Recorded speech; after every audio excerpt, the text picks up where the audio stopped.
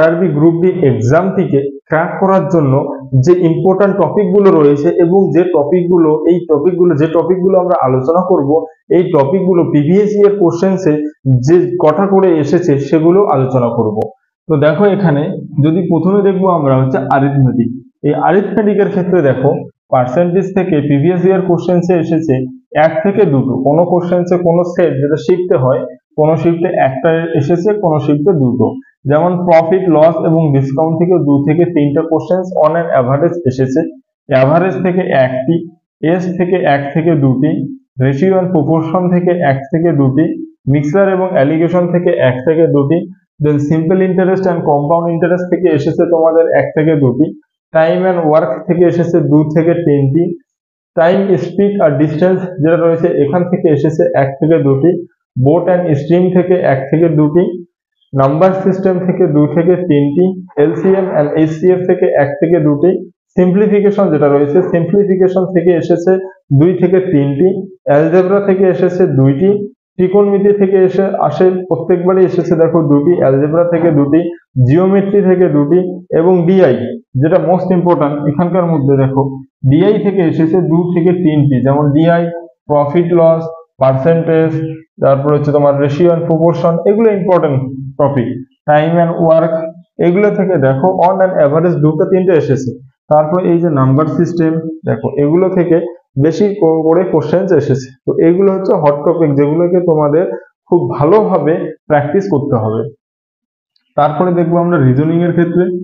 Reasoning এর ক্ষেত্রে দেখো অ্যানালজি থেকে 3 থেকে 4টা, কোডিং ডিকোডিং থেকে 2 থেকে 3টা, সিরিজ থেকে 3 থেকে 4টা এসেছে, সিলোগিজম থেকে 2 থেকে 3টা, স্টেটমেন্ট অ্যান্ড কনক্লুশন বেসড যে কোশ্চেন গুলো হয়ে থাকে সেই কোশ্চেন গুলো থেকে 1 থেকে 2টো, ইনইকুয়ালিটি 1 থেকে 2টো, ব্লাড রিলেশনস একটা, ভেন ডায়াগ্রাম থেকে এসেছে তোমাদের 1 থেকে 2টো, কিউব অ্যান্ড ডাইস থেকে এসেছে তোমাদের একটা, ক্যালেন্ডার থেকে এসেছে একটা, সিটিং অ্যারেঞ্জমেন্ট যেটা সেটা থেকে এসেছে 1 থেকে 2টো, পাজেল থেকে এসেছে 2 থেকে 3টা, র্যাঙ্কিং থেকে এসেছে 1 থেকে 2টো।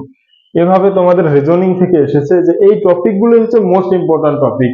এই টপিকগুলো যদি তোমরা খুব ভালোভাবে পুঙ্খানুপুঙ্খভাবে করো, আশা করি তোমরা 20-র মধ্যে 20 অ্যান্সার করতে পারবে।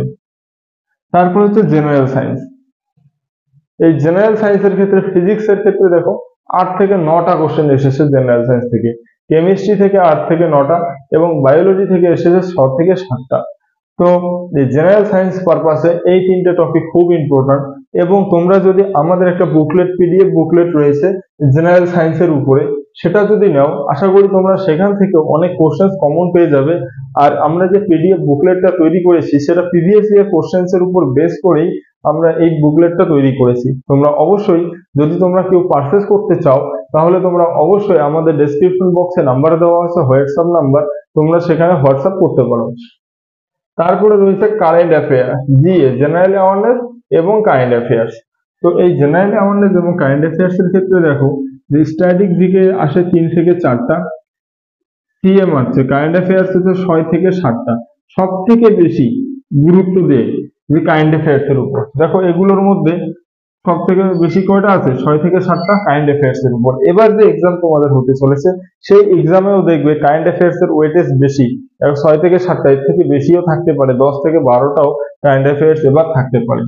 দেন হিস্ট্রি থেকে দেখো 2 থেকে 3টা, জিওগ্রাফি থেকে 2 থেকে 3টা, পলিটি থেকে 1 থেকে 2টো, ইকোনমি 1 থেকে 2টো।